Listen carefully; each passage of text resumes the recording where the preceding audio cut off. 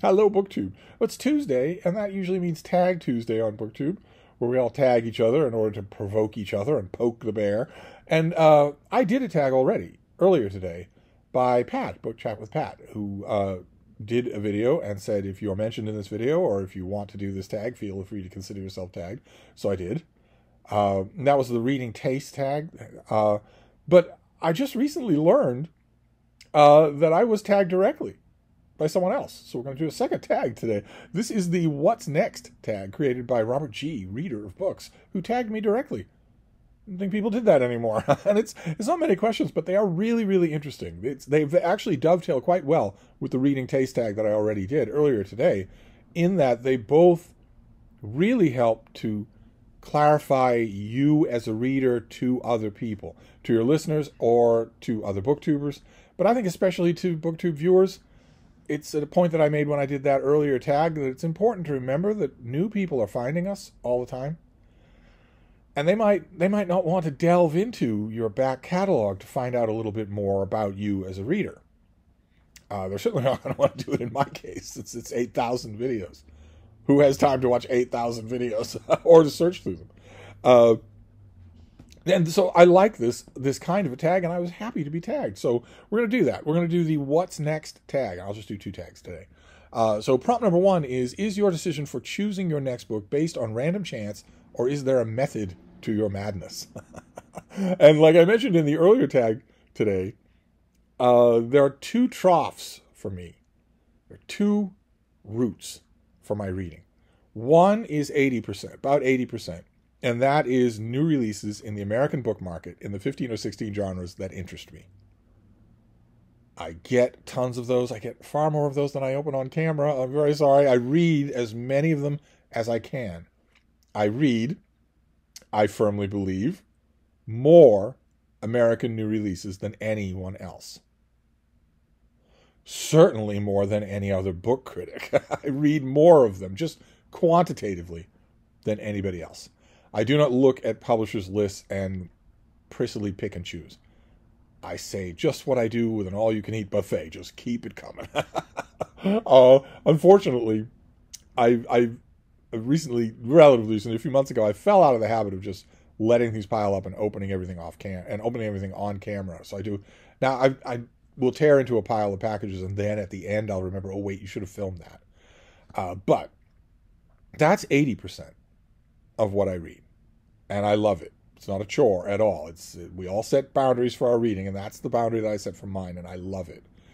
And then the other 20% is rereads, secondhand stuff, Brattle bookshop discoveries, where I have no idea what this is, but it's $1, so I'll take a flyer on it.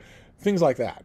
And that under that umbrella for that 20%, is also all kinds of books that I get suggested by other books or by BookTube for BookTube events like June on the Range or Rocket Summer. That 20% is my funny money. I can play around with that and shape it any way I please. Whereas the new releases, I can't shape them any way I please, because I go at every new release under the assumption that I'm going to write about it. I don't often do that. I often don't write about it. But you have to go in assuming that you will, which means you're paying attention, means you're taking critical note of details and thinking or maybe even researching the past of the author and the genre and whatnot. And because I'm doing that, I like to do those new releases relatively in order.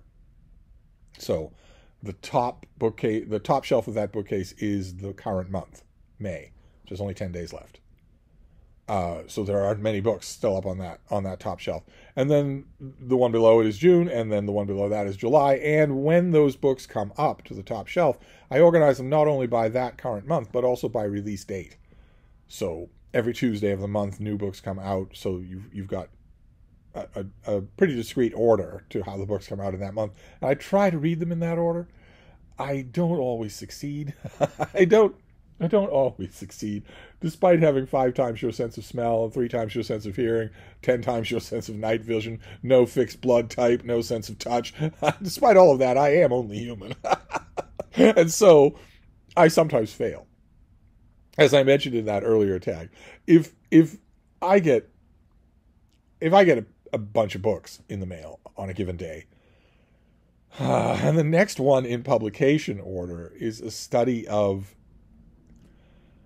I don't know, social change in Java in the 1970s. The next book, the one with the closest publication date is that. But another book in that pile is a brand new biography of the Roman poet Horace. I'm going to be tempted. I might succumb to that temptation. I might. It's just possible. Sometimes I rationalize. Sometimes I give myself excuses, like that gigantic new annotated version of the memoirs of William Tecumseh Sherman. I've been delving into that, and my rationalization in my mind is, well, it's so big, you need time to do that. I don't actually, but I try to keep it formalized so that I am reading right where I need to be. So I'm reading maybe a week ahead of time. That gives me a chance to ponder over the books, to chin stroke over them, to do all sorts of PowerPoint presentations and whiteboard schematics about them, and to decide what I'm going to review, how I'm going to review it, where I'm going to review it, what I'm going to say about it. Some books maybe take more effort than others. And also a week or two ahead of time gives me time in case I want to reread something preparatory to reviewing it. So it's those two troughs. One, I'd like to think, is not random at all. And the other, the 20% one, can be very random. I mean, that 20% umbrella also covers reading projects. Some reading projects. Everybody, I think most of us do reading projects from time to time. That 20% covers that, and I guess that's not random, but most of it is. So question number 2 is, do your criteria for choosing fiction differ from how you choose nonfiction? Well, you're just a bit. Yes, yeah, just a bit. Because choosing when we're talking about that 80%, choosing the next book to be fiction is pretty much sadomasochistic. I know what I'm getting. It's going to be junk. It's going to be junk. The rare, unbelievable white unicorn exception notwithstanding, the fiction pick is going to be junk. It's going to be half-baked, not thought-out characters, totally outlandish plots, plot twists that come out of nowhere, not in any fun way, but because the author isn't paying any attention to what he's doing. Or she's doing, I should say. That it's going to be identity politics, it's going to be virtue signaling, it's going to be incredible amounts of posturing, there are going to be all sorts of syntactical and grammatical mistakes that no one has bothered to correct in the author, in their hothouse progression from honored student as a transfer to their high school from whatever country they're from to an MFA program where if you criticize them in any way, you are expelled from the school for racism. And that is a slur that attaches to you for the rest of your job search, for the rest of your life. It wasn't racism. You introduce this character, you say she has blue eyes. In chapter 3, she has brown eyes. I'm just pointing out, you've made an error. No, I haven't made an error. No one with my skin tone makes an error. So you're a racist. And everyone at this school is going to call every prospective employer of yours for the rest of your life to make sure they know you're a racist. You read a book like that, you know if a book like that is coming, if that's the next thing on your list, someone who has literally never been criticized, someone who has literally been told their entire life that they are above criticism, that they're perfect, well, the book is going to stink. The novel is going to stink. Almost in some ways worse if the novelist has got some sort of inkling of this and wants to resist it, poor little darlings. Wants to say, well, no, I don't want to only write up my Instagram and Facebook feed. I can do things. I can invent things. And then they try. Then they try to come up with a plot that they've invented, the poor little darlings. And you might think, well, don't you at least want them to try and do that? If your complaints are accurate, don't you at least want them to try? And no, I don't. The reason why I don't is simple, because they don't read at all. They read the social media posts of their friends, but they don't read novels. They don't read other novels. In interviews with the Paris Review or wherever, they're quite proud of it. So they have no idea how to do that. You only learn how to do that sort of writing by reading that sort of writing. They have no idea how to do it. So, I saw this happen a couple of years ago. One of these coke-fed little hothouse flowers thought, well, I'm really tired of writing about the existential nihilistic angst of my friends sitting around a vape together, so I'm going to write a bank heist novel. It was a joke. It was absolutely a joke. It was like an 8-year-old was trying to write a bank heist novel. So needless to say, the enthusiasm for picking a fiction book next is harder to summon. It's much harder to summon than, because I've got that, but then maybe 2 days later than that, or a week down the line on that current month list, there's a new study of the natural history of sharks, or a new memoir of a woman who spent 10 years tracking bats in Bolivia, or a new book about the buried cities of Pompeii and Herculaneum. I want to be diplomatic. I'll say it's tough for a new make weight, look at me, ma, I'm writing novel to compete with things like that. I say tough. It's actually impossible for them to compete with things like that, which makes me very tempted sometimes to just dispense with that. Just dispense with it all. Just don't do it anymore. But I love reading all the new releases, as many as I can get my hands on. I love doing that. Even when fiction almost always disappoints me.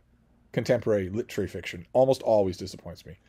So the choice, the criteria for reading fiction in that 80% trough where it's new releases, it's forthcoming stuff, is how long has it been since you did it? How long has it been since you read a novel? You really can't just put these things off forever.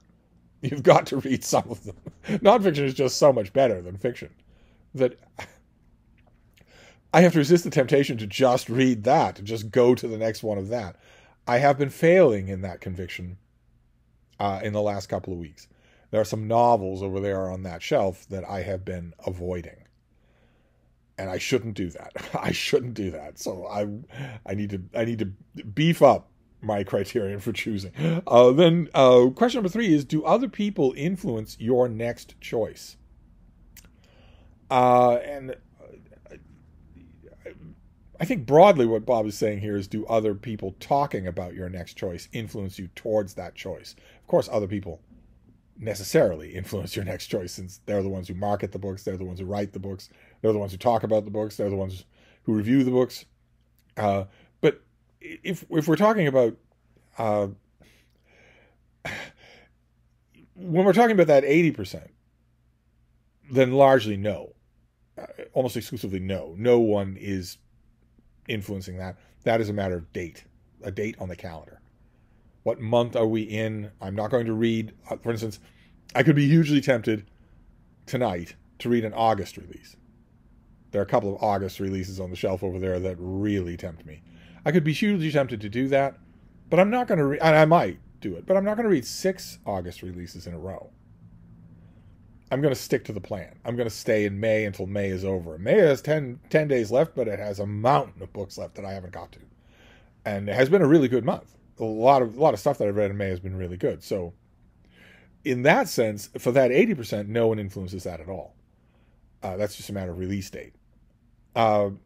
Sometimes that can be fudged.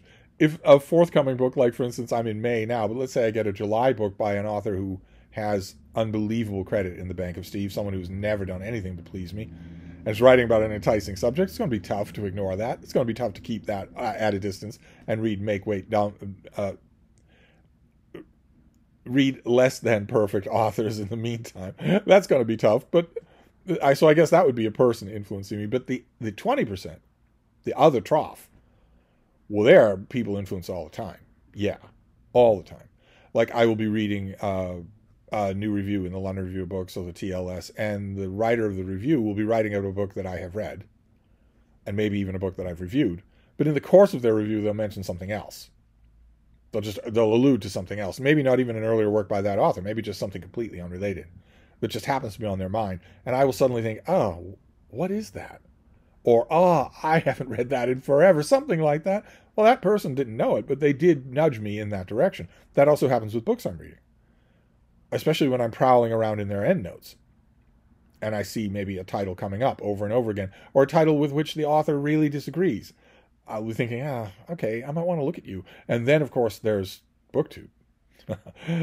There's BookTube, where I will be watching anybody, you name it. I'll be watching someone talk about the best book they've read this month, or the 80 million people who are doing book hauls, or maybe a book comes up in a book haul, or someone will do a retrospective on an author or subject matter. Oh, I'm putty in the hands of BookTube. Putty. I love getting suggestions there, and also there are BookTube events, right? Like Book June on the Range or Summer of Sport or Book Trek, all of that thing, that 20% is very malleable. I'm perfectly willing to leave it up to a lot of suggestions. It encompasses book reading projects, but I get a lot of suggestions from there. And then let's see here. Question number 4. Aside from other people, what other influences might impact your choice? Well, this is a little bit of confusion as with the last question. It will always be other people. It won't be anything else. Or there's another species that does books. But taking the question more broadly, another thing that might influence my choice would be the fear of getting overdosed, of burnt out on a subject or a particular kind of thing. Like, for instance, even if I set up the books on the May shelf in proper order and I intend to read them in proper order, what happens if just by random chance there's a block of 5 military histories in a row? Well, I love military history. I love reading it. But if I read 5 in a row, that's not going to be good for the 4th or 5th book, especially if I'm thinking about reviewing them. That's not going to be good at all for that. Or if there's, well, you name it. If there's, let's say, by random chance, there are 3 books on storks, 3 natural histories of storks at the same time. Well, that's not going to be good. You're not going to want to read all 3. I'm not going to want to read all 3 of those right in sequence. So sometimes that kind of thing, random serendipity, that kind of thing will affect what I do. Usually not. I get a lot of books in the mail. There's usually enough variety so that I'm protected from that. And then prompt number 5 is to tag friends. And I was tagged by Bob, so who didn't he tag? Who didn't he tag? You didn't tag Christopher Russell. That's one. I don't know if Gronsky Books does book tags, and I don't know if he watches my channel. But if the answer to both of those is yes, I can definitely tag him. I'll leave a link. I'll tag these people. Who else? Who else are we doing? Aaron Facer. I'd love to hear these answers from Aaron Facer. Definitely.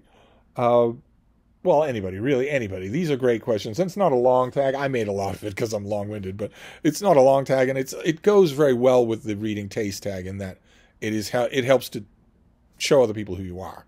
So I'm interested in all of your answers. Absolutely all of your answers. So I'll wrap this up for now. Another tag and another mail haul. But I'll be back, preferably when the sun is out and it's warmer. Thank you, BookTube.